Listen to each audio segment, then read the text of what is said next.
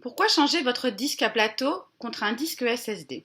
Lorsque vous venez nous voir avec un MacBook Pro qui date d'avant 2012, donc ceux qui ont encore un lecteur CD, ou avec un iMac qui a été vendu encore avec un disque à plateau, donc un disque qui n'est pas SSD, en général votre machine est ralentie. Donc vous vous plaignez de lenteur, d'un système qui se charge lentement, d'une machine qui démarre tout doucement, d'une roue chromatique qu'on voit sans cesse.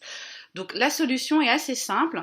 On passe d'un disque à plateau, là qu'on a démonté, qui tourne de 5400 tours à 7200 tours minute et qui a une tête de lecture qui vient sans cesse chercher des informations, un peu comme sur un tourne-disque. Donc ces disques-là ont été conçus pour des systèmes jusqu'à 10.9, 10.10.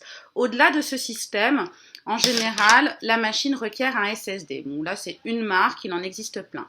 Le disque SSD est un disque électronique. Donc, on peut taper le disque, il peut tomber, il ne risque quasiment rien. Après, rien n'est infaillible, attention.